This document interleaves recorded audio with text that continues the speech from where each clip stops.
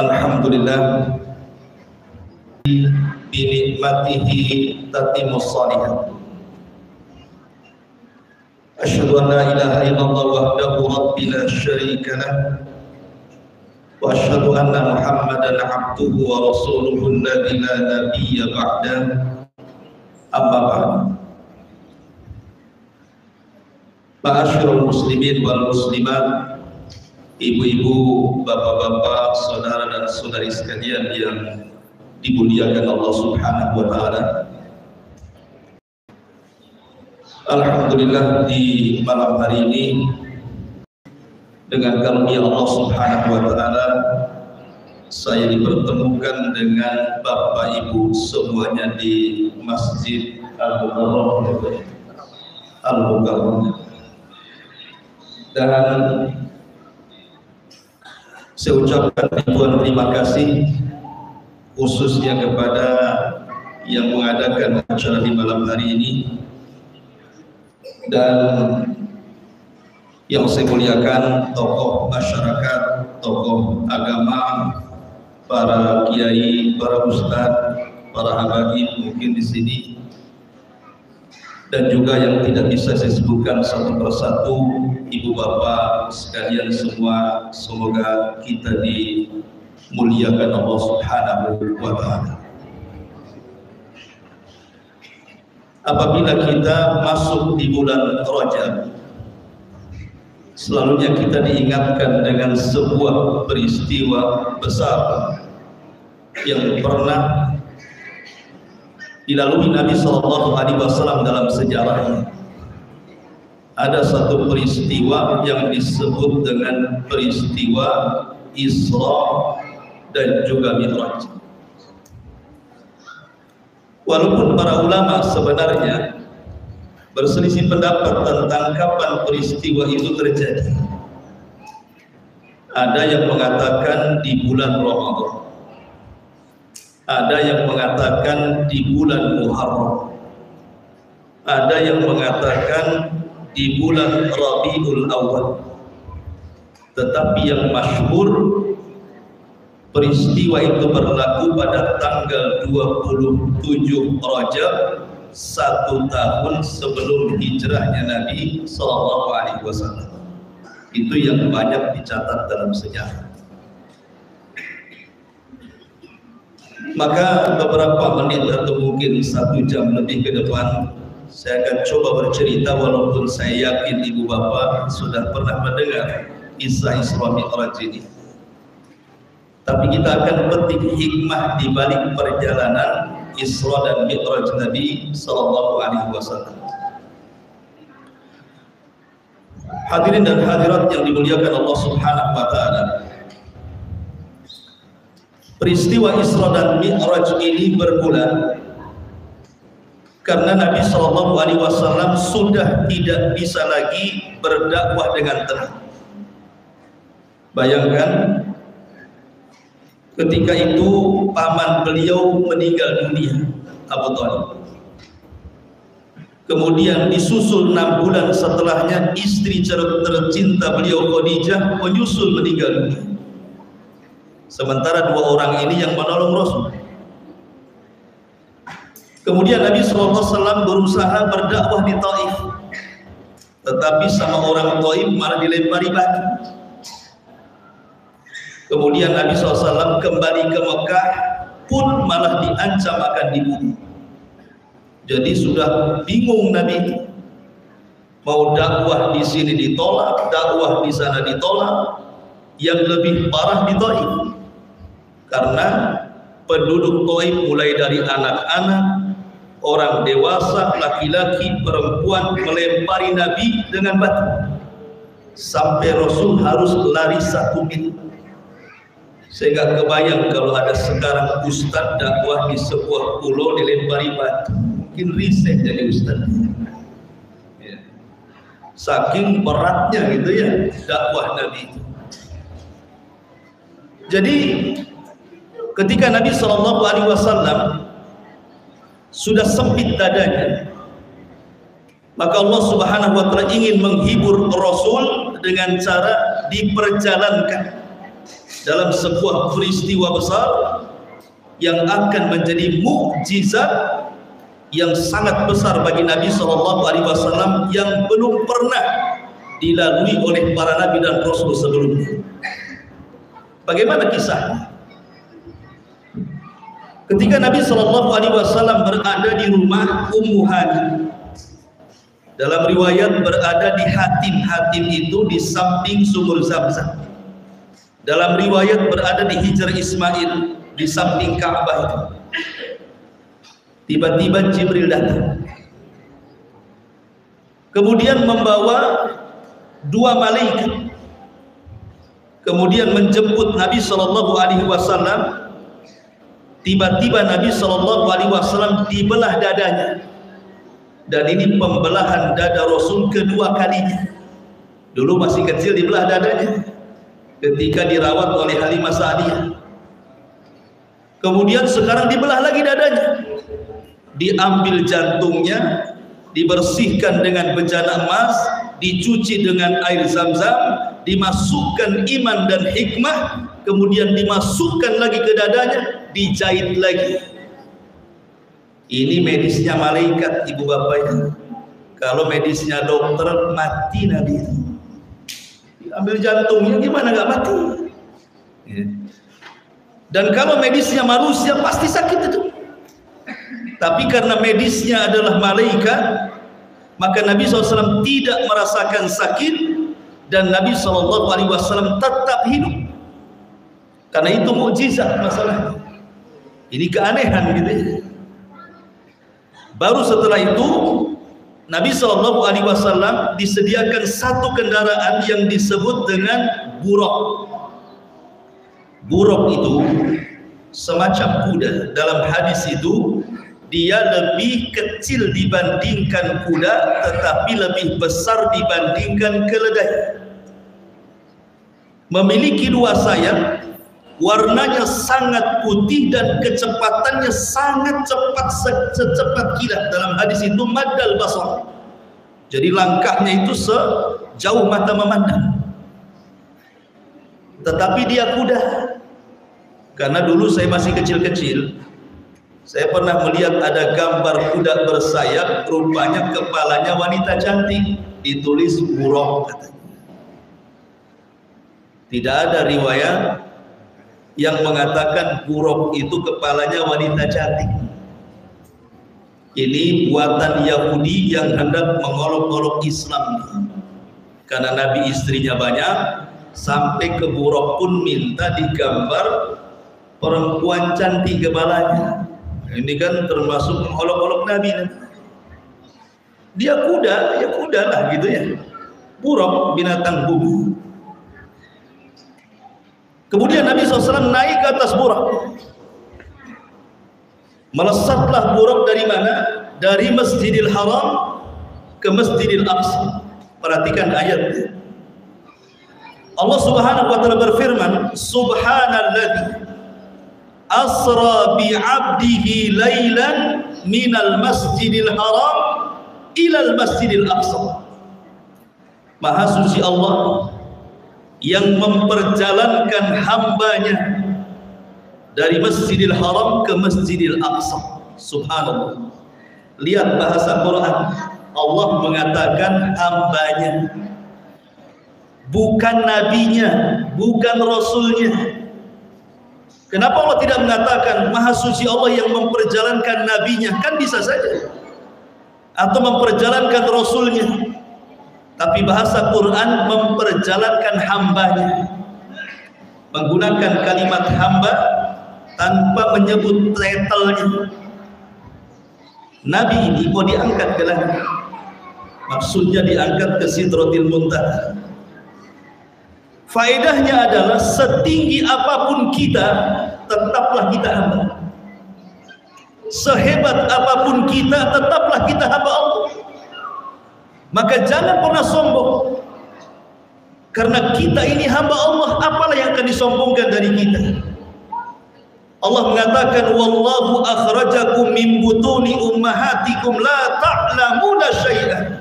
Allah keluarkan kalian dari perut ibu kalian itu tidak bisa apa-apa, tidak punya pengetahuan apa-apa. baru Allah kasih penglihatan, pendengaran, pikiran, kemudian dewasa, baru Allah berikan kekayaan, jabatan, dan begitu seterusnya. Siapa yang memberikan nikmat itu? Allah. Lalu apa yang dibanggakan?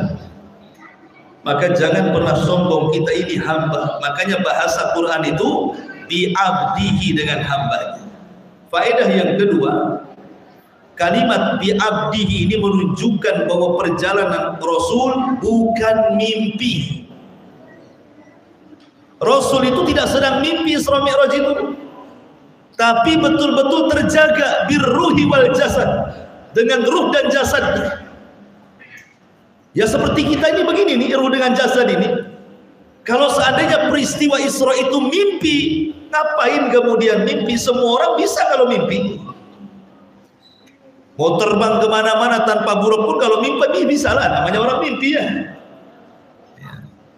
Tetapi yang dimaksud di sini bukan mimpi, betul-betul peristiwa ini terjadi dengan ruh dan jasad. Makanya Allah menyebut dengan kalimat bi'abdihi, hambanya. Ketika disebut abdun, maknanya terangkai daripada ruh dan jasad. Berangkatlah Rasul menggunakan buraq. Lah dalam perjalanan, dalam beberapa asar bahwa Nabi itu sempat singgah di beberapa tempat sebelum sampai di Masjidil Aqsa. Ada yang mengatakan singgah di Bukit Saina. Bukit Saina itu bukit di mana Taurat turun di Mesir, di mana Nabi Musa mendapatkan Taurat, sempat singgah di situ. Kemudian juga singgah di Baitul Lahmin atau Bethlehem, tempat Isa dilahirkan dan Isa diangkat menjadi Nabi dan Rasul. Baru kemudian setelah itu sampailah Rasul di Masjidil Aqsa. Kemudian buraq pun ditambatkan di sebuah tembok yang disebut dengan Jidar Buraq, yang sekarang menjadi tembok ratapan orang-orang Yahudi. Itulah buraq ditambatkan di situ. Masuklah Nabi SAW. Rupanya ketika Nabi SAW masuk di Masjidil Aqsa, arwah para nabi itu sudah turun. Jadi dalam Masjidil Aqsa itu sudah berkumpul arwahnya seluruh para nabi, dan mereka sudah bersaf-saf siap untuk sholat. Maka Nabi SAW kemudian diizinkan oleh ruhnya para nabi yang digambarkan di belakang Rasul agar Nabi menjadi imam bagi mereka. Pertanyaannya, kenapa Nabi SAW harus melalui Masjidil Aqsa menuju Sidratil Muntaha? Kan bisa saja dari Mekah langsung kan?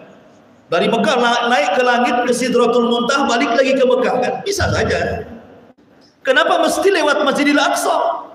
Berangkatnya lewat Masjidil Aqsa, turunnya pula lewat Masjidil Aqsa. Kata ulama, karena pintu langit itu sejajar dengan Masjidil Aqsa, makanya naik turunnya lewat situ. Kalau lewat Mekah tidak bisa, harus lewat Masjidil Aqsa. Yang kedua, Masjidil Aqsa itu kiblat seluruh para nabi, dan Nabi SAW bagian daripada para nabi itu. Makanya Nabi SAW juga di awal sholat kiblatnya kemana? Ke Masjidil Aqsa kan? 6 bulan baru kemudian dialihkan ke Baitullah Al-Haram. Kemudian juga ketika Rasul sholat bersama para nabi, seolah-olah para nabi ini ingin memberikan estafet dakwah mereka kepada Rasul, bahwa agama Nabi SAW akan menjangkau seluruh agama nabi-nabi di belakangnya. Makanya kita lihat sekarang Islam ada di mana-mana kan?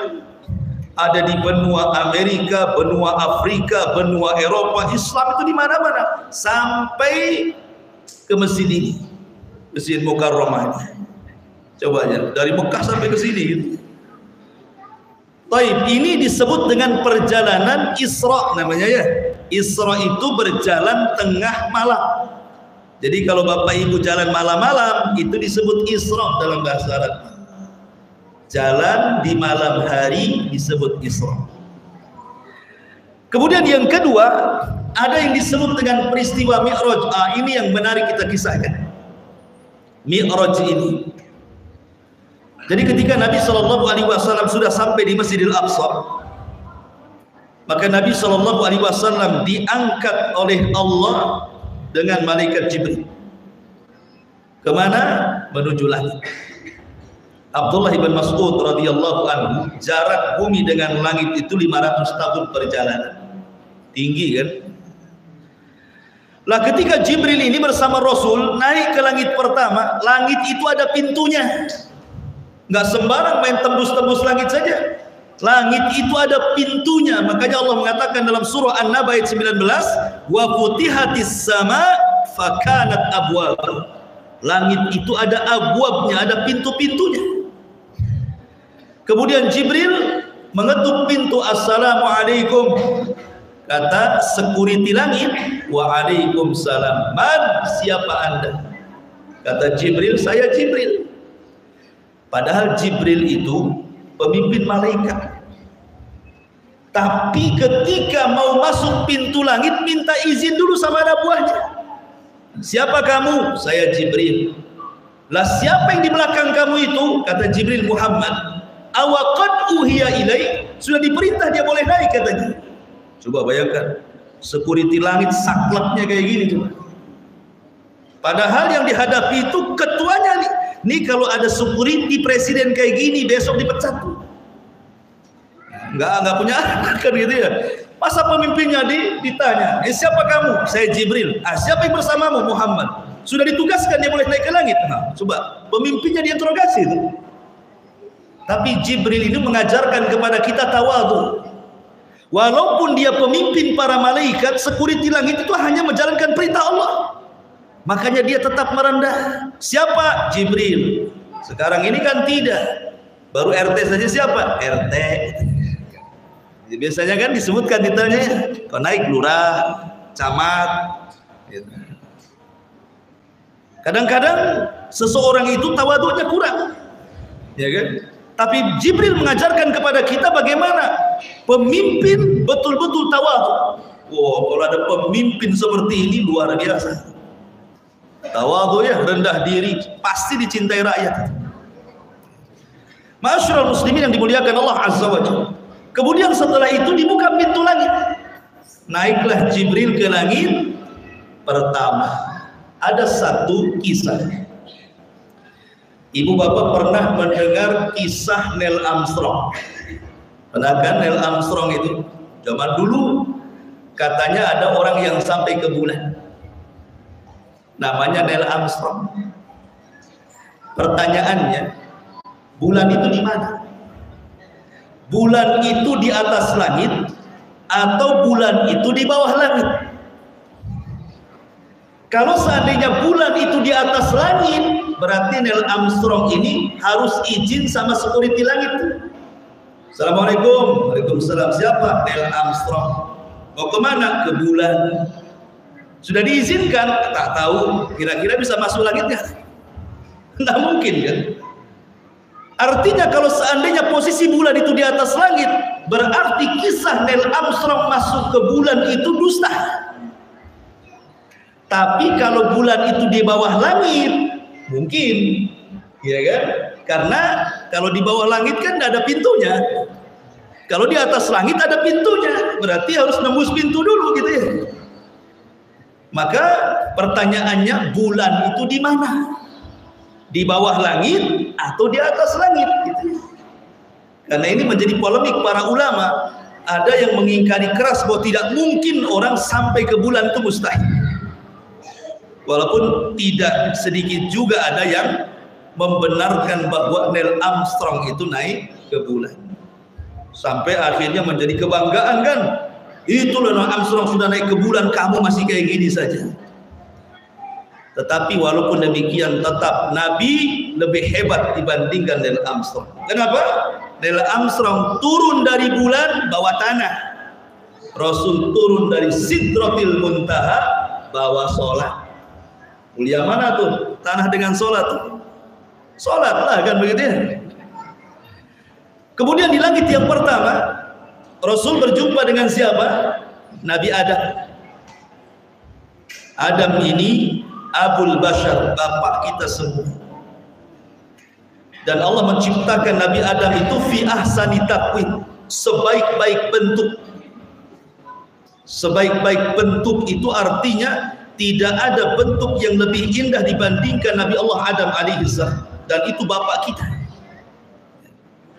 Lah ketika Nabi SAW berjumpa dengan Adam, kata Jibril, ya Muhammad sallim alaihi, wahai Muhammad ucapkan salam kepada Adam.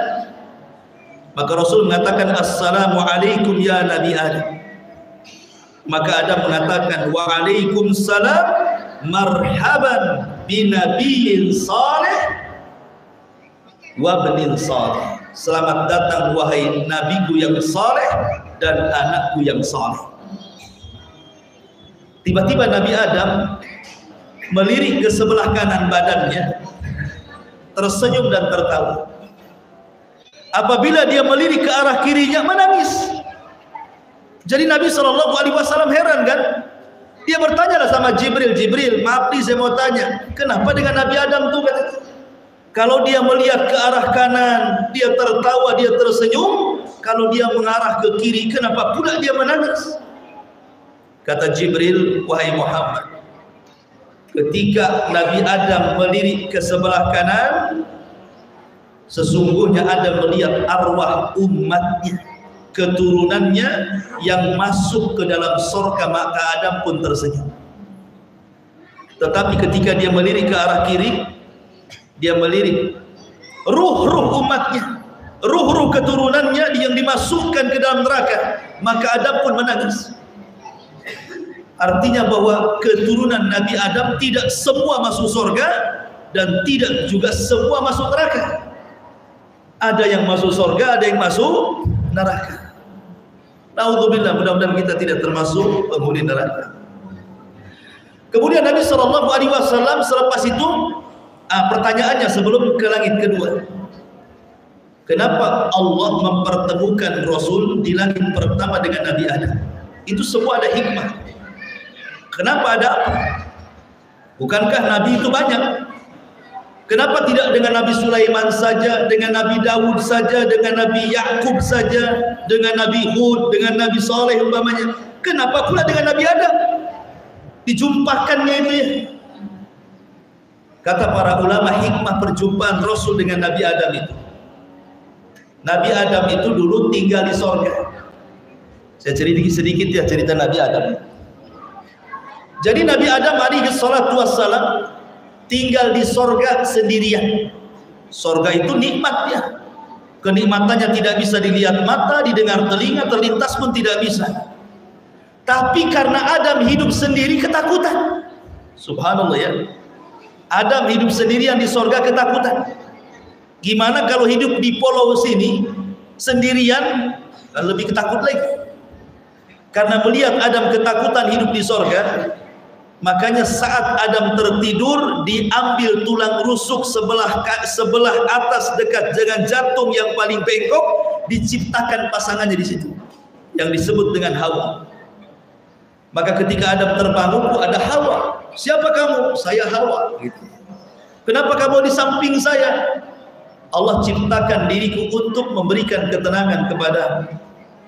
Maka Allah mengatakan wa min ayatihi an khalaqalakum min anfusikum azwaja litaskunu ilaiha wa ja'ala bainakum mawaddatan wa rahmah inna fi dzalika laayatin liqaumin yatafakkarun.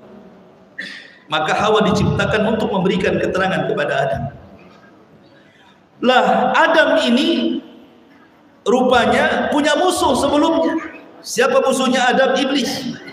Karena ketika Iblis tidak mau sujud kepada Adam, Iblis dikeluarkan dari sorga, Adam pula dimasukkan ke sorga. Hasadlah Iblis.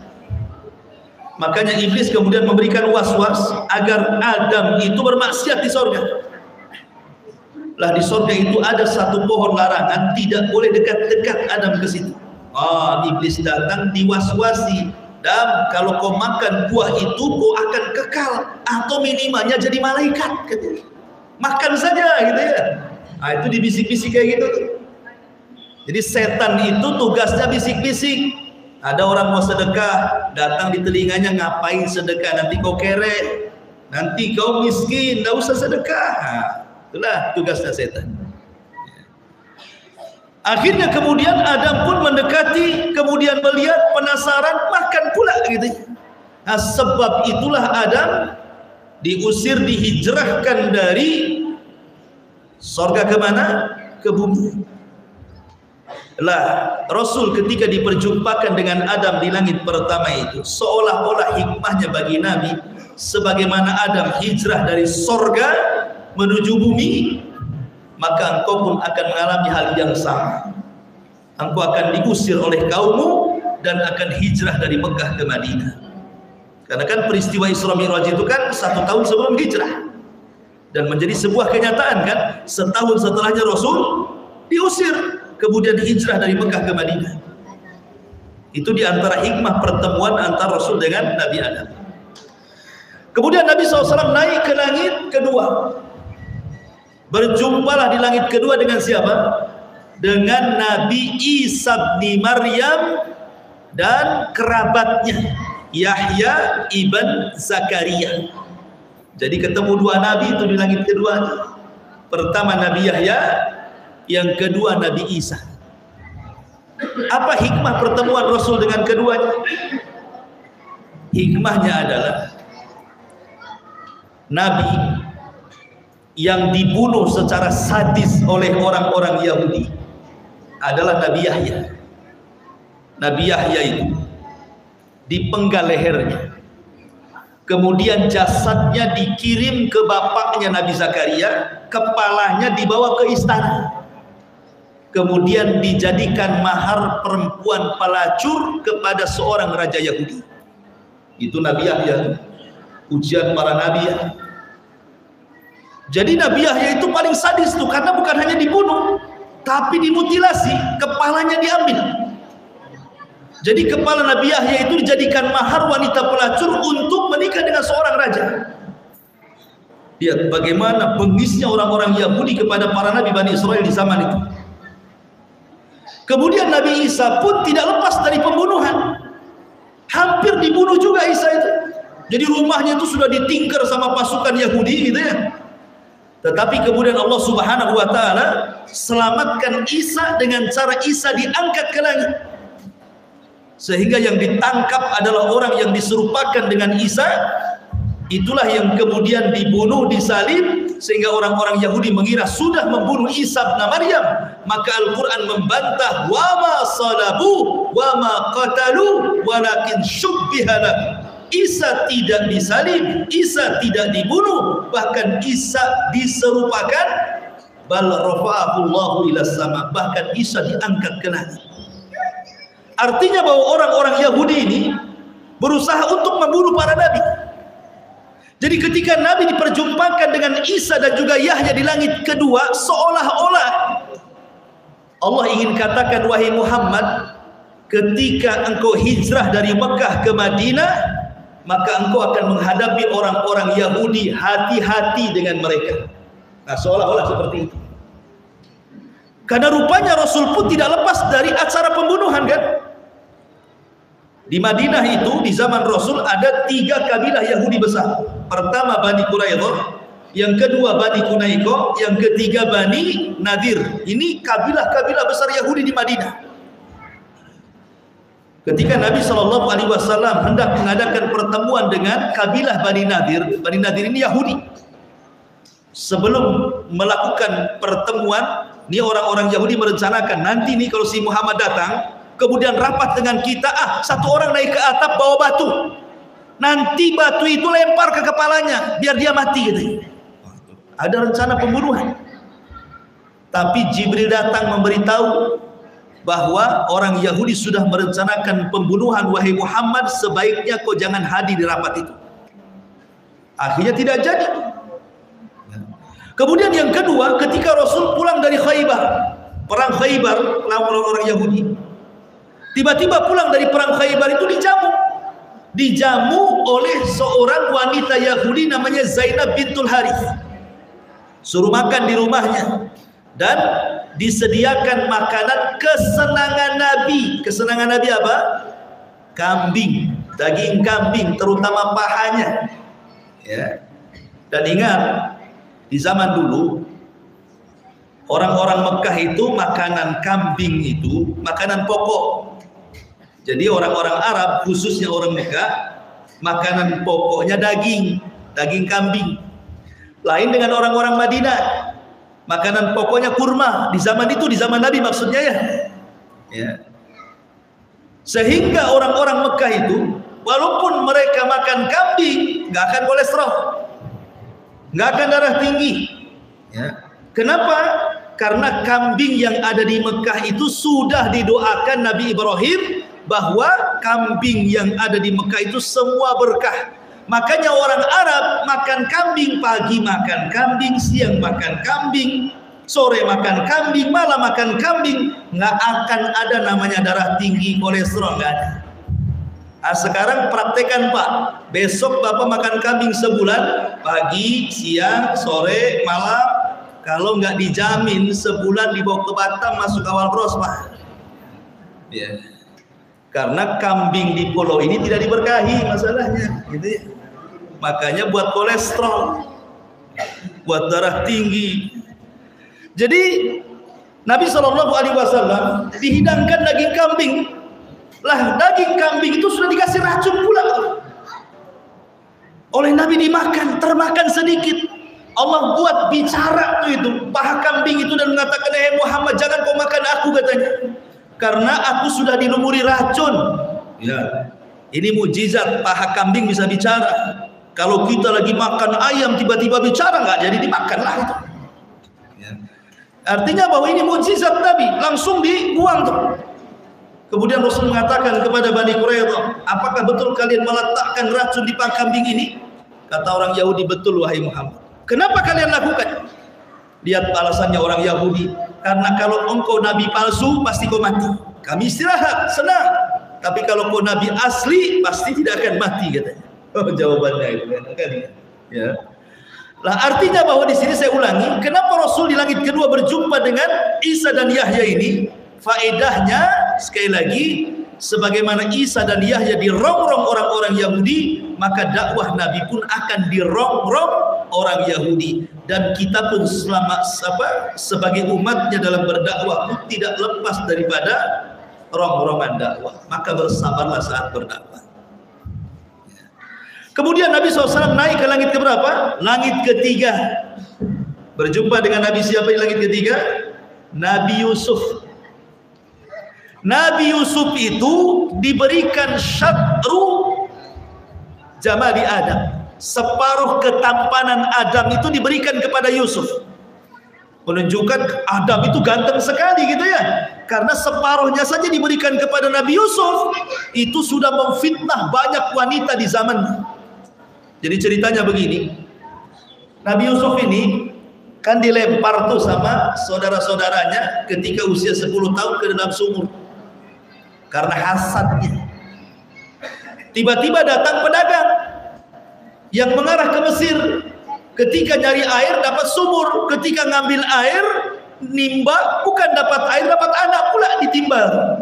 Rupanya Nabi Yusuf. Dibawalah anak ini ke Mesir jadi budak dijual. Rupanya yang membeli orang kaya namanya Al-Aziz, istrinya namanya Julaiha. Hiduplah Nabi Yusuf di rumah Al-Aziz dan Julaiha selama 10 tahun. Ketika usia 20 tahun nampak gantengnya. Sampai ibu angkatnya tertarik dengan Nabi Yusuf. Jatuh cintalah dia dengan Nabi Yusuf. Karena ganteng masalahnya. Ya. Akhirnya suatu ketika nih, Julaiha karena kepengen kepada Yusuf sampai dipaksa berzina dalam sebuah ruangan. Tapi Yusuf tidak mau. Bahkan dia lari, tapi karena pintu terkunci, ditariklah pakaian belakangnya sobek. Ketika sobek, rupanya pintu kamar terbuka. Rupanya datang suaminya. Suaminya tahu ini yang kurang ajar ini istrinya sebenarnya. Tapi karena dia pejabat, sementara Yusuf itu budak yang hidup di rumahnya, dia tidak mau menyalahkan Yusuf, menyalahkan istrinya, justru menyalahkan Nabi Yusuf. Akhirnya kemudian kabar Zulaiha menggoda budaknya Nabi Yusuf ini tersebar kepada emak-emak pejabat. Biasalah mama ini kan. Akhirnya jadi gunjingan mak-mak pejabat. Zulaiha ngapain pula? Masa dia goda budaknya? Suaminya kan ganteng. Kata Zulaiha, dia nggak tahu siapa Yusuf. Nanti akan aku perlihatkan siapa Yusuf. Ya, biasa kan, mama kan itu kan suka kepo. Apa itu kepo? Kayak polisi, banyak tanya, banyak ngomong. Orang jalan, ya kulitnya hitam, kemudian pakaian hitam. Apa ini hitam-hitam? Dah hitam-hitam lagi katanya. Kan itu ya. Jadi orang jalannya dikomentari itu mama tuh biasanya. Biarkanlah mau hitam, mau putih, mau apa. Tidak boleh kita mencela fisik orang. Karena apa? Karena yang menciptakan fisik manusia Allah. Kalau kita mencela fisik orang berarti mencela zat yang menciptakannya Allah. Tidak boleh. Orang itu mau pesek, mau mancung, mau hitam, mau pendek, mau apa, itu Allah yang berkehendak, bukan orang itu yang berkehendak. Ya. Maka jangan mencela fisik orang, berarti dia mencela zat yang membuat fisik itu.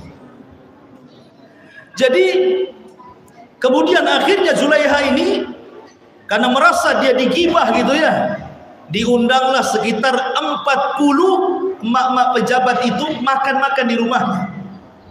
Datanglah emak-emak ini ke rumahnya Zulaiha, disediakan satu-satu pisau, kemudian buah-buahan, kemudian disuruh berbaris, disuruh pegang pisau, dipegang buah-buahan. Kata Zulaiha, Yusuf keluar. Kita nggak pernah tahu Yusuf seperti apa. Ketika Nabi Yusuf keluar, wanita pejabat ini melihat raut mukanya Yusuf. Apa bahasa Quran? Faqatta'na aydiyahun. Kalau qata'a tanpa tasdid itu satu irisan saja. Kalau pakai tasdid qata'a berarti diiris-iris itu. Mandang Yusuf sampai diiris-iris tuh. Saking takjubnya nggak terasa tuh pisau yang iris tangan itu. Mungkin kalau Yusufnya sudah pergi, sakit mungkin ya. Tapi ketika nengok itu nggak terasa tuh. Ya, makanya mereka mengatakan ini bukan orang, ini malaikat katanya kan. In hadza illa malakun karim katanya. Pertanyaannya, kenapa Nabi Yusuf, kenapa Rasul berjumpa dengan Yusuf di langit ketiga? Apa hikmahnya? Sebagaimana Nabi Yusuf disakiti oleh saudara-saudaranya, maka Nabi SAW pun sama, dakwahnya akan dirongrong oleh saudara-saudaranya. Coba perhatikan dalam sirah. Siapa yang pertama kali mendustakan dakwah Nabi? Abu Lahab. Abu Lahab ini siapa? Paman Nabi Abu Lahab itu. Ada orang salah baca. Tabat yada Abi Jahlin wa tab. Beda Abu Lahab dengan Abu Jahal. Jangan salah baca ayat. Ya. Ada orang baca salah ayat tuh. Tabat yada Abi Jahlin wa tab katanya. Abu Jahal sendiri, Abu Lahab sendiri. Kalau Abu Lahab itu paman Nabi. Kalau Abu Jahal ini Fir'aunnya umat ini bukan. Ya. Jadi yang pertama memusuhi Nabi itu bukan Abu Jahal tuh. Siapa? Abu Lahab. Sampai diturunkan surah yang sangat pendek, yang bisa dihafal anak-anak dan dibaca oleh imam kapan saja. Artinya Abu Lahab dikutuk sampai kiamat. Karena yang baca tabat itu banyak. Dan jadi surah favorit ibu-ibu dan bapak-bapak. Kalau sholat kasih tabat saja. Ya. Kenapa suka tabat? Biar saya kutuk tuh Abu Lahab. Makanya saya baca ayat ini terus. Padahal karena pendek ini suka dia. Gitu ya. Masyarul muslimin yang dimuliakan Allah Azza wa Jalla. Jadi sebagaimana Nabi Yusuf itu dirongrong oleh saudara-saudaranya, maka Rasul pun sama akan dirongrong oleh saudara-saudaranya. Pertama yang mesti dakwah Abu Lahab. Baru kemudian orang luar, dan itu berat. Kalau dakwah itu musuhnya orang dalam itu berat. Dan itu akan dilalui Nabi SAW. Makanya diperjumpakan dengan Yusuf, supaya Rasul mendapatkan solusi dalam berdakwah. Gitu. Kemudian setelah itu Nabi SAW naik ke langit keberapa? Keempat. Berjumpa dengan siapa? Dengan Nabi Idris. Idris ini Nabi yang pertama kali mencatat, Nabi yang pertama kali menjahit, Nabi yang pertama kali menundukkan kuda sehingga kuda bisa jadi perang, jadi kendaraan perang. Jadi yang pertama menundukkan kuda itu Nabi Idris, sehingga kuda bisa dijadikan alat untuk perang di zaman itu. Lah Nabi Idris ini ada yang mengatakan meninggalnya di langit keempat, karena Allah mengatakan wa rafa'nahu makanan aliyah, dan kami angkat Idris itu ke tempat tinggi, maksudnya ke langit keempat. Kenapa Idris diangkat ke langit keempat? Apa alasannya? Ini Nabi Idris itu, ibu bapak, dia itu diberikan pahala oleh Allah sebanyak orang yang didakwahinya. Senanglah Idris ini. Kenapa? Karena setiap hari dapat pahala banyak dari Allah karena tugas dakwahnya. Dia mendapatkan pahala sebanyak manusia yang didakwahinya. Jadi Idris ini akhirnya berdialog dengan malaikat Jibril.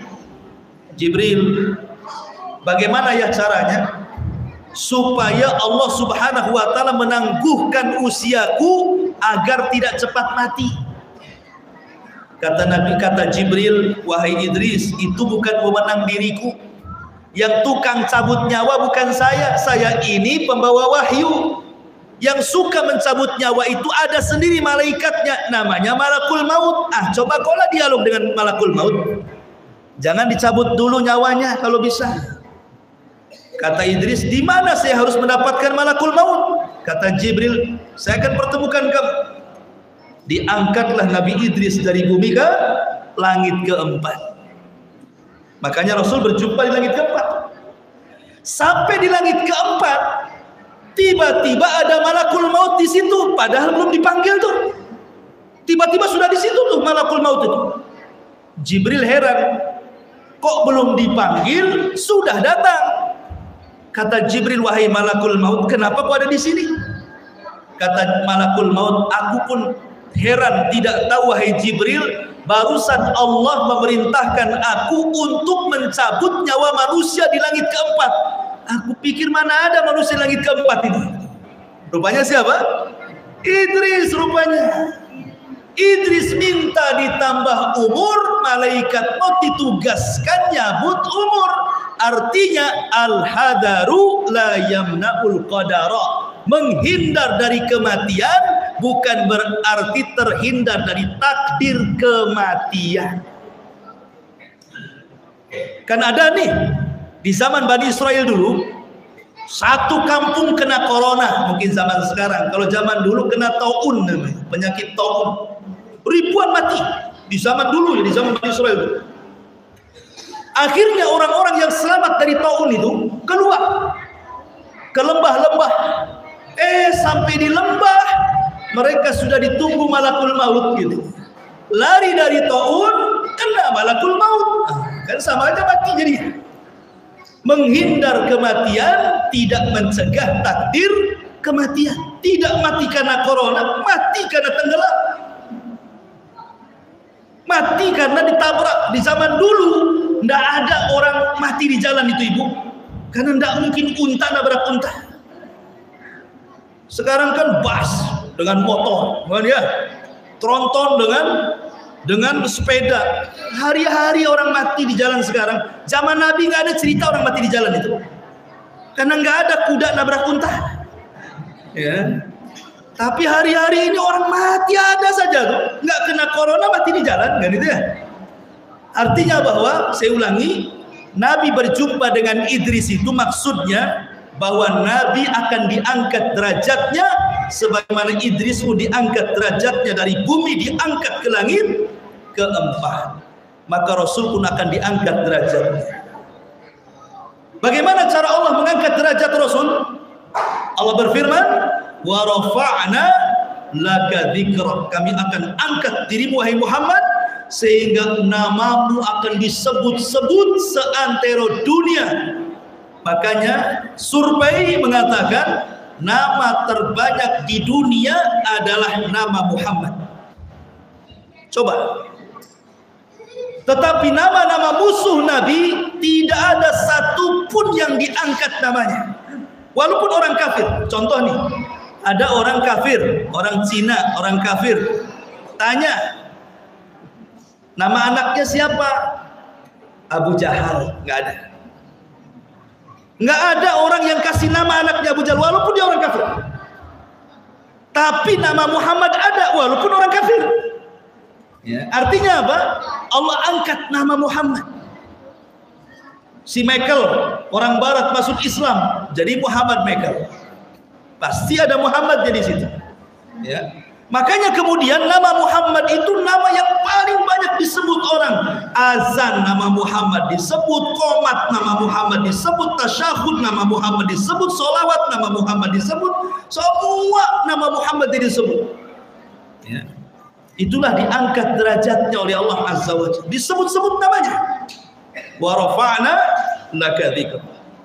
Kemudian setelah itu Nabi naik ke langit ke berapa? Langit ke-5. Berjumpa dengan Nabi siapa? Nabi Harun. Nabi Harun ini jadi nabi karena syafaat Nabi Musa. Kan itu kan saudara. Harun abangnya, Musa itu adiknya. Musa ini ngomong pelat. Bahasanya tidak fasih. Nabi Musa itu bukan ahli bahasa. Nabi Musa itu sudah bukan ahli bahasa kalau ngomong pelat Nabi Musa itu. Makanya kenapa Musa itu selalu berdoa, Rabbi shrah li sadri wa yassir li amri wahlul 'uqdatan min lisani yafqahu qauli. Ini kan doanya Nabi Musa. Ya Allah, lepaskanlah ini pelat-pelatku ini supaya si Fir'aun itu paham dengan bahasaku. Akhirnya karena dia pelat, karena begini, kenapa Musa bisa pelat ngomongnya? Karena waktu Musa kecil, masih bayi, ya kan? Musa ini ya usia 3 tahun gitu ya, digendong sama Fir'aun. Fir'aun itu kan bapak angkatnya Nabi Musa. Rupanya janggut Fir'aun itu ditarik, langsung Fir'aun tersungkur.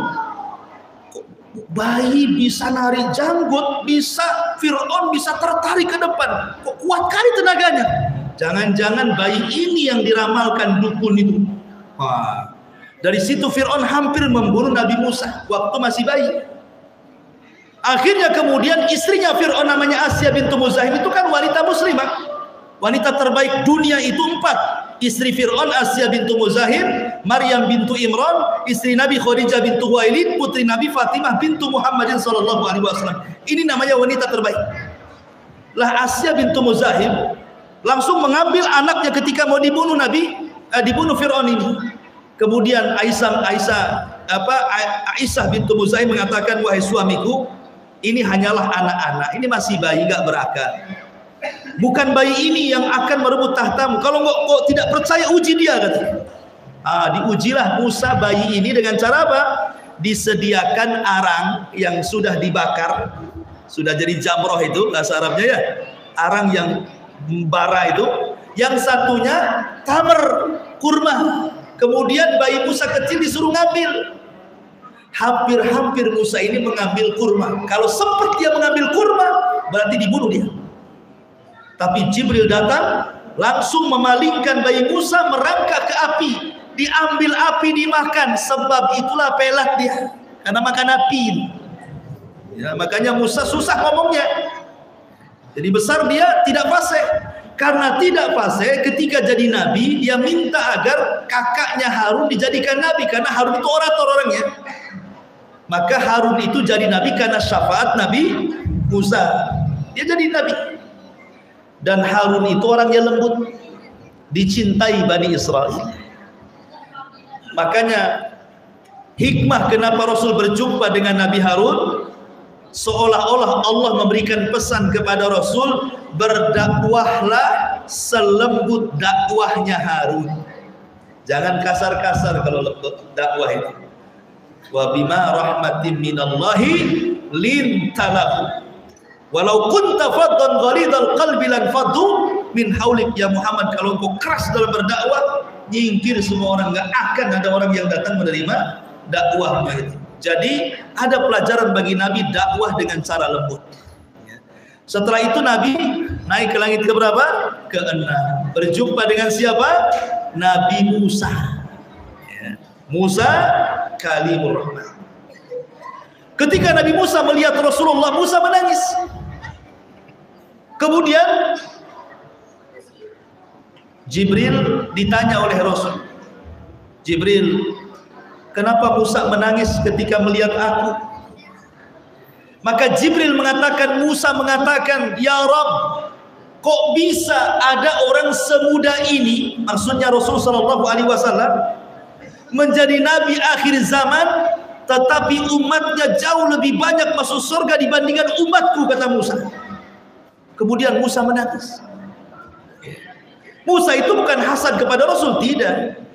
Karena kalaulah bukan karena Allah kemudian Nabi Musa, Pak, tentu kita sholat ini 50 waktu. Kita harus berterima kasih sama Nabi Musa.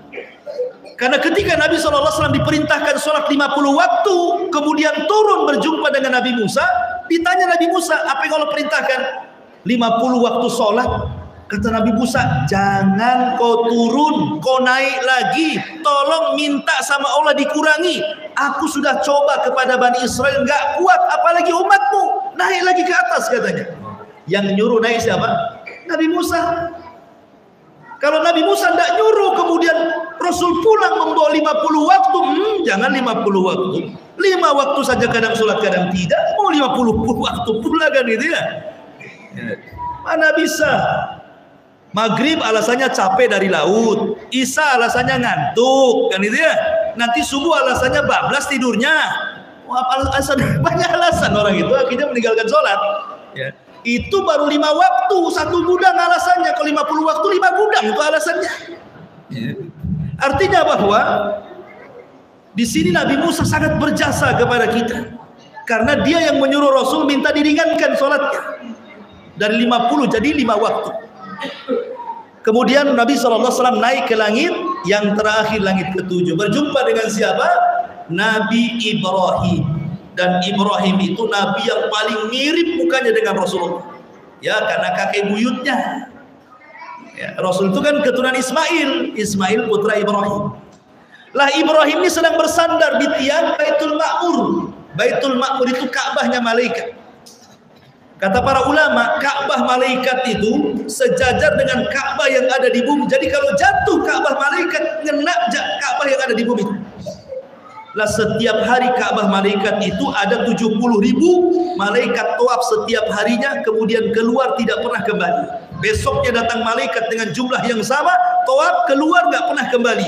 Besoknya datang malaikat dengan jumlah yang sama, keluar nggak pernah kembali. Subhanallah, lihat berapa jumlah malaikat kalau begitu. Wa ma ya'lamu junuda rabbika illa hu. Tidak ada yang tahu jumlah malaikat kecuali Allah. Artinya itu Allah kaya dengan tentara. Kalau semua manusia kufur, tidak mungkin mengurangi kekuasaan Allah. Kalau semua manusia beriman, tidak mungkin juga menambah kekuasaan Allah. Cukup malaikat sudah beribadah kepada Allah, mereka tidak maksiat sama sekali. Ma'asyiral muslimin yang dimuliakan Allah Azza wa Jalla. Baru Nabi SAW naik di atas rop-rop. Dalam riwayat itu rop-rop itu sayap, diangkat oleh sayap sampai ke Sidratil Muntaha. Sidratil Muntaha itu, sidroh itu artinya pohon bidara, muntaha itu artinya akhir. Seluruh ilmu makhluk ada di sini. Pohon itu besar, sampai dalam riwayat kalau ada orang macu dengan kuda balap 100 tahun, bayangan pohonnya tidak terputus. Seperti apa tuh pohonnya? Kita ada pohon mangga nih, kemudian kita di bawahnya naung sedikit, langkah 1-2 meter saja sudah kena matahari. Ini sidroh, ini Sidratil Muntaha, ini pohon besar. Kalau ada orang memacu dengan kuda 100 tahun, bayangannya nggak akan terputus. Segede apa itu pohon itu coba? Dan semua takdir manusia ditulis di pohon ini. Ya, jadi setiap hari Senin dan Kamis amalan kita diangkat sampai di Sidratil Muntaha. Makanya ada puasa Senin Kamis, karena setiap Senin dan Kamis itu amalan kita diangkat, dilihatkan oleh Allah kepada Allah Subhanahu wa taala. Lah dari Sidratil Muntaha inilah datang perintah sholat. Dari sini menunjukkan apa Ibu Bapak? Sholat itu satu-satunya ibadah yang diwajibkan di langit, tapi ibadah yang lain diwajibkan di bumi. Salat ini satu-satunya ibadah yang diperintah Allah tanpa perantara malaikat, tapi ibadah yang lain diperintah dengan perantara malaikat. Salat, zakat, haji, semua lewat malaikat. Salat tidak langsung Allah perintahkan. Salat ini undangan langsung dari Allah Subhanahu wa taala. Tapi ibadah tidak disyariatkan lewat wahyu yang disampaikan Allah kepada malaikat Jibril. Jadi ibadah sholat itu luar biasa. Ya, sholat diwajibkan di langit, sholat diwajibkan tanpa perantara, sholat diwajibkan dengan undangan Allah Subhanahu wa taala. Undangan Allah luar biasa. Bapak saja ada undangan dari presiden lewat WhatsApp saja pasti itu bangga, dikasih tahu tetangganya, tengok presiden undang saya katanya. Itu baru presiden, gak bangga kayaknya. Ini Allah yang undang. Jadi akhirnya kemudian Rasul diperintah sholat 50 waktu, turun dia berjumpa dengan Nabi Musa. Kata Nabi Musa, apa yang diperintahkan Allah wahai Muhammad? Kata Rasul, 50 waktu sholat wahai Musa. Kata Musa, sebaiknya kau naik lagi. Fas'alu tahfif, minta keringanan. Aku sudah coba Bani Israel, mereka nggak sanggup. Apalagi umatmu yang kecil-kecil, pendek-pendek, kecil-kecil, ringan-ringan, nggak punya tenaga, nggak akan bisa tuh. Akhirnya Rasul naik lagi ke langit, minta keringanan, dikasih 5 waktu jadi 45 waktu. Turun lagi ke bawah, berjumpa dengan Nabi Musa. Kata Nabi Musa, minta keringanan lagi. Itu 45 waktu masih banyak katanya. Naik lagi, dikurangi 5 lagi jadi 40. Kemudian minta lagi jadi 25, 30, 25, 20, 15, 10 sampai di angka 5. Nabi Musa masih kekeh minta kepada Rasul, sebaiknya kau naik ke langit. Walaupun 5 waktu umatmu tidak akan sanggup. Coba kalau seandainya Rasul nurut kata Nabi Musa, naik ke langit. Kemudian minta ringan waktunya yang 5 itu, tentu kita tidak akan sholat tuh. Karena kan sisanya 5. Kata Nabi Musa, minta lagi katanya, keringanan. Sementara setiap keringanan dikasih 5 kan itu ya. Tapi Rasul pemalu, dia mengatakan istahya itu Rabbi, nggak bisa aku udah malu wahai Musa, nggak apa-apa 5 saja katanya. Wow, kalau waktu itu Rasul mau naik di angka 5, mungkin kita nggak sholat. Senang nggak? Gitu ya. Tapi Nabi tidak naik, dia mengatakan aku malu sama Allah. Nggak apa-apa lah 5 saja, berarti 1 sama dengan 10, berarti 5 waktu sama dengan 50 waktu. Baru Nabi SAW turun ke Masjidil Aqsa. Sebelum turun, Rasul ditawarkan 2 minuman, 1 khamr dan 1 air susu. Ya Muhammad, ishrab, minum. Ini ada khamr, ini ada susu nih. Nabi SAW rupanya memilih air susu dan tidak memilih khamr, padahal khamr belum diharamkan. Tapi Rasul milih air susu. Apa kata Jibril? Laqad hudita wa hudiyat ummatuka ya Muhammad. Allah sudah berikan hidayah kepadamu dengan memilih air susu. Semoga umatmu dapat hidayah. Coba kau minum khamr, kau akan memfitnah umatmu dan umatmu akan terfitnah dengan khamr itu. Kalau seandainya Nabi ketika Isra Mi'raj itu minum khamr, tentu kita sudah mabok setiap malam, ya kan? Tapi Nabi tidak memilih khamr, memilih air susu. Ya. Makanya orang akhirnya tidak lepas dari air susu kan? Lihat bayi-bayi nyusu semua, tidak ada orang yang tidak nyusu. Ya, mau bapak, mau ibu, kecil-kecil nyusu semua kan itu ya. Artinya bahwa karena dia pilih air susu. Coba kalau khamr, bayi dikasih mabok bu, disuruh detelan itu bayi itu. La haula wala quwata illa billah. Makanya kemudian Jibril mengatakan laqad hudita wa hudiyat ummatuka. Oh, kau sudah dapat hidayah, umatku juga akan dapat hidayah karena khamr minuman orang fasik. Ya. Ma'asyiral muslimin yang dimuliakan Allah Azza wa Jalla, turunlah Rasul ke bumi. Kemudian kembali naik Buraq, kemudian kembali sebelum subuh ke Masjidil Haram. Besoknya nih, malamnya kan baru terjadi Isra Mi'raj. Besoknya Rasul temenung, bingung. Dari mana caranya, gimana ini harus diceritakan sama orang ini. Stres Rasul itu, harus cerita sama siapa, pasti nggak akan ada orang percaya kan. Masa dalam satu malam Nabi SAW bisa melakukan perjalanan dari Masjidil Haram ke Masjidil Aqsa, habis itu ke Sidratul Muntaha, balik lagi ke Haram. Mana yang percaya? Bingunglah Nabi itu. Saking bingungnya datang Abu Jahal. Abu Jahal itu Fir'aun yang umat ini itu Abu Jahal. Kata Abu Jahal, "Hai Muhammad, ra'aituka humuman wa gumuman." Aku melihat kau lagi bingung wahai Muhammad. Ada apa? Ceritakan kepada aku, katanya. Kata Nabi SAW, "Begini wahai Abu Jahal, semalam saya diisrakan dan dimi'rajkan Allah." Rasul ceritakan sama Abu Jahal. Abu Jahal nampak serius sekali mendengarkan. Abu Jahal tidak ngejek Nabi. Tapi selesai Rasulullah cerita, Abu Jahal mengatakan begini, "Hei Muhammad, gimana kalau seandainya ku kumpulkan semua orang, kau cerita seperti yang kau ceritakan kepada aku?" Sebenarnya Abu Lahab itu mau mengolok-olok Nabi di tengah manusia. Dia tidak mau mengolok-olok duluan tuh. Dia maunya Rasul itu diolok-olok di tengah-tengah orang. Makanya dia serius dia. Gini saja, besok kamu datang ke sini, aku kumpulkan semua, kita buat acara, aku cerita seperti yang kau cerita kepada aku. Betul, besoknya Abu Jahal dikumpulkan satu Mekah.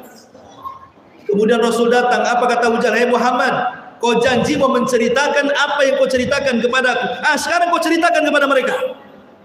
Maka Rasul pun menceritakan. Semua tertawa. Ada yang mukul-mukul kepala saking lucunya. Ada yang tenggoyang-goyang begini saking ngejeknya. Bahkan sahabat yang baru masuk Islam nengok wajah Rasul kayaknya mulai ragu-ragu, betulkah ini Nabi kah ini bukan ya? Ya nggak mungkin lah satu malam bisa melakukan perjalanan dalam singkat Masjidil Haram ke Masjidil Aqsa 1 bulan dengan unta. PP udah 2 bulan dengan unta tuh. Kok 1 malam bisa sampai ke sana kan gitu ya? Akhirnya orang-orang sudah mulai mengatakan Muhammad gila. Datanglah sebagian orang kepada Abu Bakar.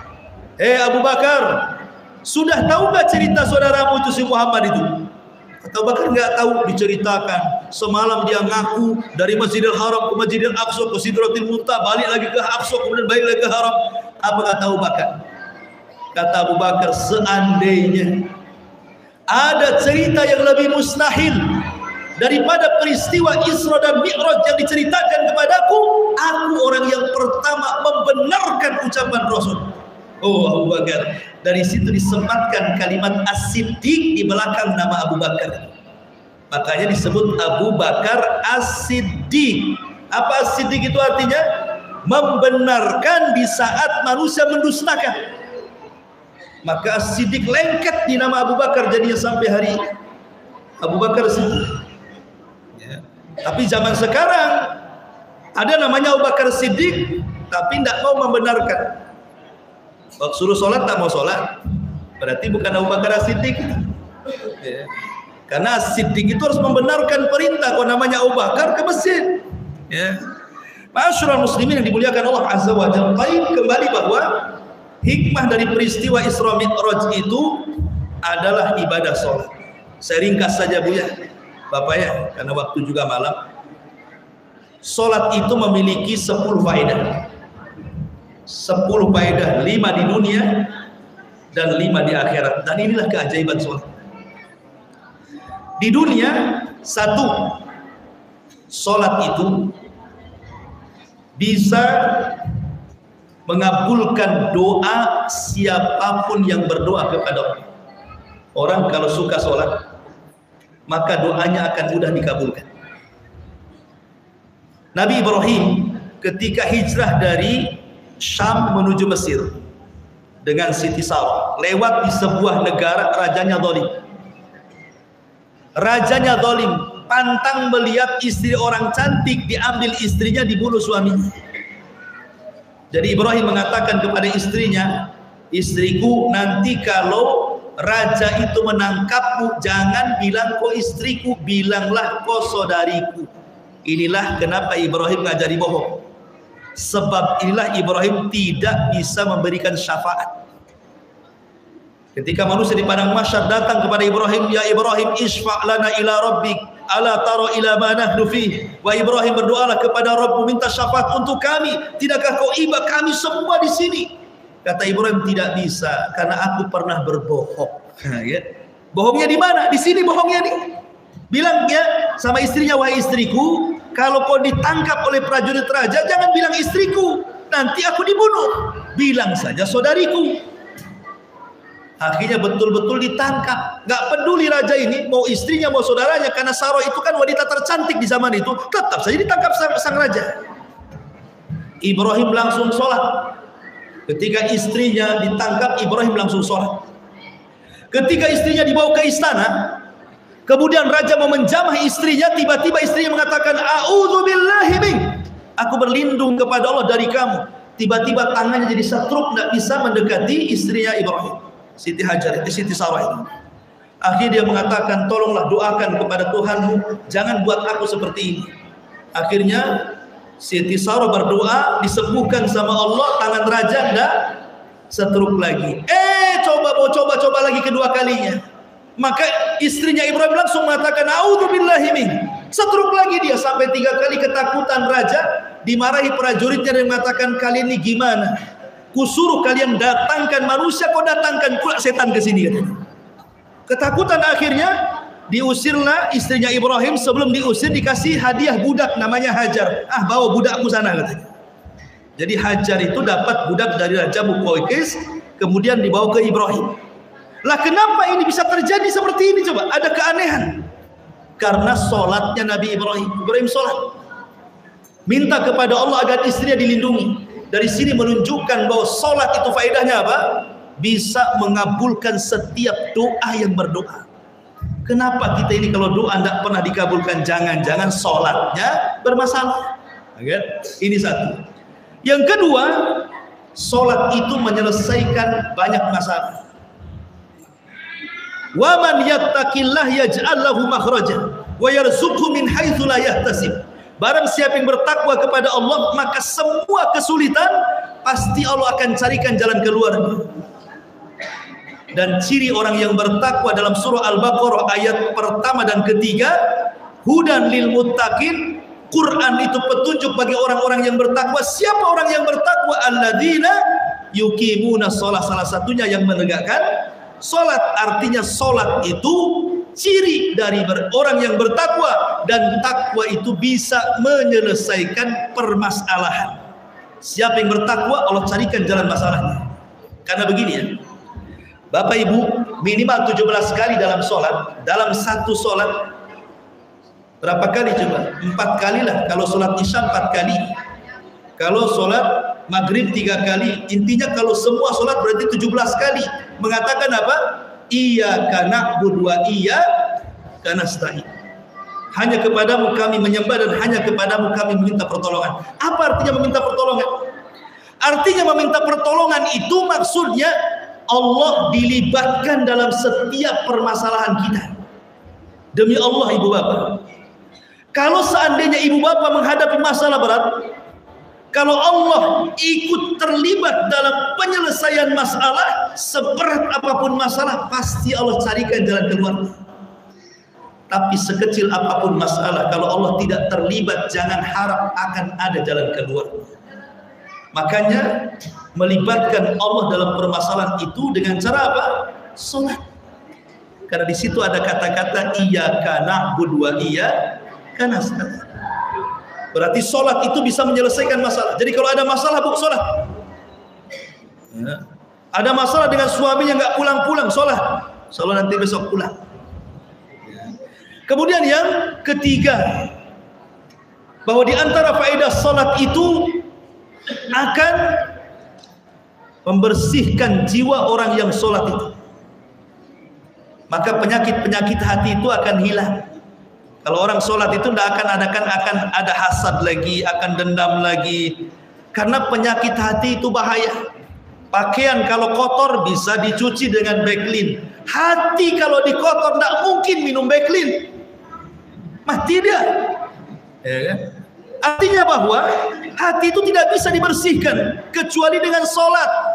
Qad aflahal mu'minun alladzina hum fi salatihim khashi'un. Sungguh beruntung orang-orang yang sholat itu, orang-orang yang khusyuk dalam sholat.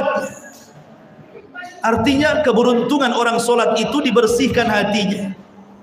Kemudian yang keempat, bukan hanya dibersihkan hatinya, orang yang sholat itu kata Allah Subhanahu wa ta'ala, maka akan ditenangkan, karena sholat bagian daripada zikir.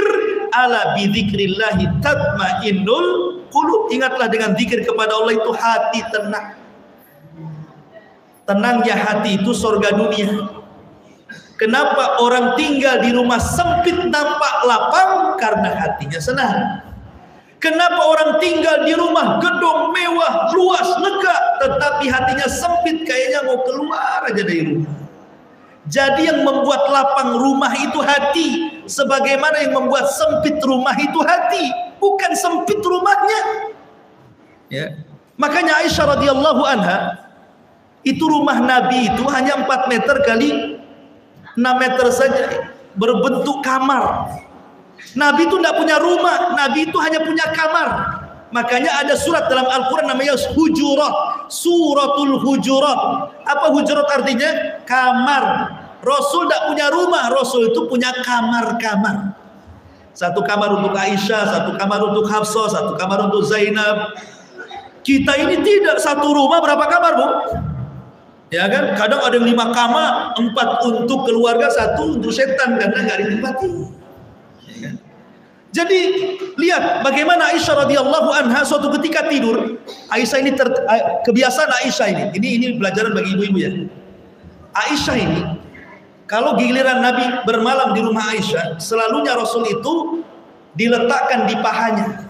Jadi paha Aisyah itu jadi bantalnya kepalanya Nabi, dan ditunggu sampai Nabi kemudian tertidur, kemudian baru dipindah, baru dia tidur. Itu kebiasaan Aisyah seperti itu setiap malam. Kalau ibu saya nggak yakin seperti itu.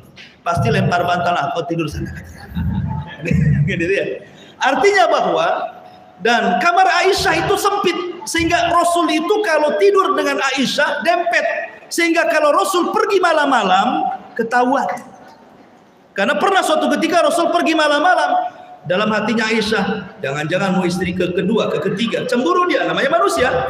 Rupanya ketika bangun Rasul ke kuburan Baqi. Ya, mendoakan kuburan Baqi, diikuti sama Aisyah dari belakang.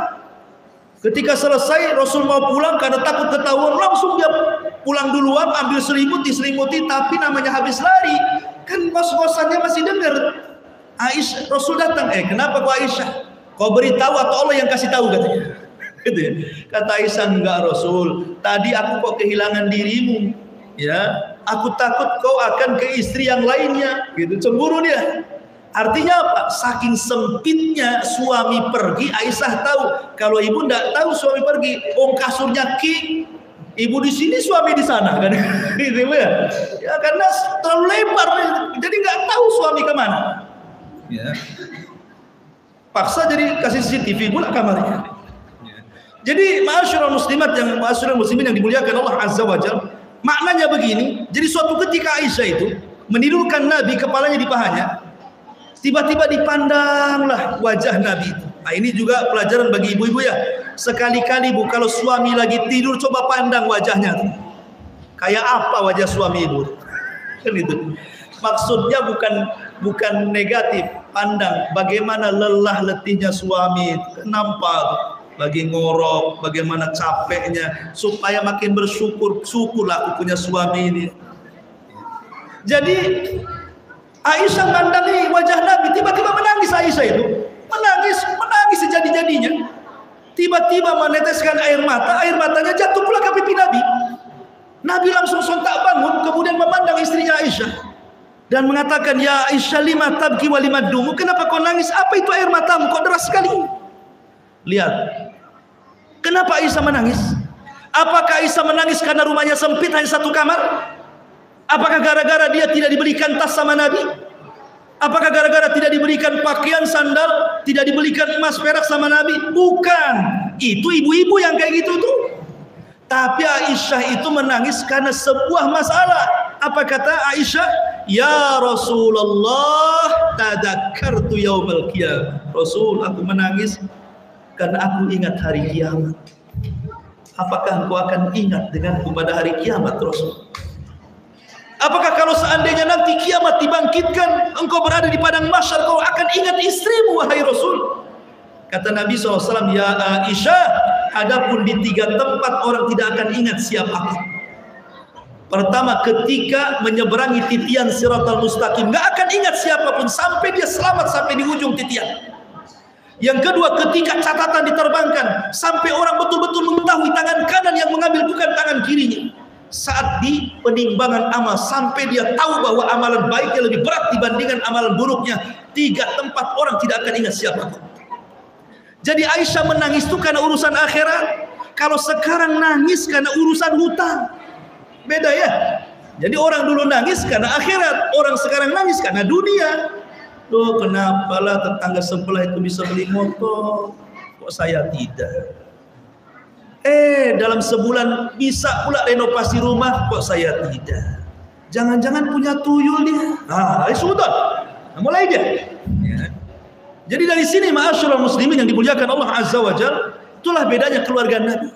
Intinya bahwa sholat ini membawa kebahagiaan di dunia dan di akhirat. Adapun yang 5 di akhirat, pertama, sholat itu miftahul jannah, kunci masuk surga.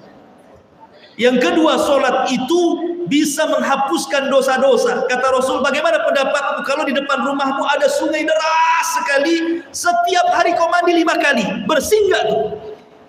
Ya bersihlah. Seperti itulah sholat. Kalau kita banyak dosa, kemudian sholat 5 waktu, hilang dosanya. Ya. Kemudian yang ketiga, di akhirat nanti Rasul tidak akan ingat siapa umatnya kecuali dari anggota badan wudhu. Nanti anggota wudhu itu akan bercahaya pada hari kiamat. Dari situ Nabi mengenali umatnya. Artinya kalau tidak pernah sholat berarti tidak pernah wudhu. Kalau tidak pernah wudhu artinya tidak punya cahaya. Kalau tidak punya cahaya, macam mana Rasul akan mengenalinya? Jadi dia tidak akan dikenali Rasul pada hari kiamat. Kemudian dia akan susah dapat syafaat. Karena malaikat yang akan menyelamatkan, mengeluarkan orang dari neraka dimasukkan ke dalam surga, dia hanya kenal lewat athari sujud, bekas sujud. Jadi bekas sujud dalam sholat itu akan bercahaya. Dari situ malaikat mengenali siapa yang akan dikeluarkan dari neraka. Kalau orang tidak pernah sholat pasti tidak sujud. Kalau orang tidak sujud tidak punya cahaya di dahinya. Kalau tidak punya cahaya di dahinya, bagaimana malaikat akan menyelamatkannya? Berarti akan susah dia keluar dari api neraka. Naudzubillah. Kemudian di akhirat orang yang sholat, mereka adalah orang yang pertama kali mendapatkan hisab. Karena pertanyaan pertama yang akan ditanya soal sholat. Awal man yuhasabu bihil abdu yaumal qiyamah sholatuhu fa in saluhat sholatuhu saluhat sairu amali wa in fasadat fasada sairu amalihi. Yang pertama dihisab sholat. Kalau baik, baik semua amalnya. Kalau jelek, jelek semua amalnya. Itulah yang pertama kali dihisab. Kalau dia selamat, selamat dia. Tapi kalau dia tidak selamat dari pertanyaan sholat, maka tidak akan selamat dia. Maka sholat itu menyelamatkan orang dari kehidupan dunia. Wallahu alam, ini yang bisa saya sampaikan Ibu Bapak. Mohon maaf ya kalau dari awal saya tadi ceramah ada yang menyinggung dari kata-kata. Saya bukan orang Melayu, orang Jawa Barat, tetapi cengkoknya sudah ke Batak-Batak kata orang. Sehingga kadang-kadang ada hal-hal yang menyinggung perasaan. Saya minta maaf dan juga mewakili kawan-kawan di sini yang ikut. Ini sebenarnya jamaah saya di Batam untuk pengen ikut Ustaz, ikut, ayolah ikut. Akhirnya pada ikut jadi akhirnya rombongan pula ke sini. Kalau merepoti ya bagi Bapak dari sini, mohon maaf ya, kami hanya bisa minta ampun kepada Allah dan minta maaf kepada hadirin sekalian. Ini yang bisa saya sampaikan. Mudah-mudahan kita bisa berjumpa di waktu yang lain. Saya serahkan kepada moderator. Subhanallahi wa bihamdika, asyhadu an la ilaha illa anta, astaghfiruka wa atubu ilaik. Allahu ta'ala. Assalamualaikum warahmatullahi wabarakatuh.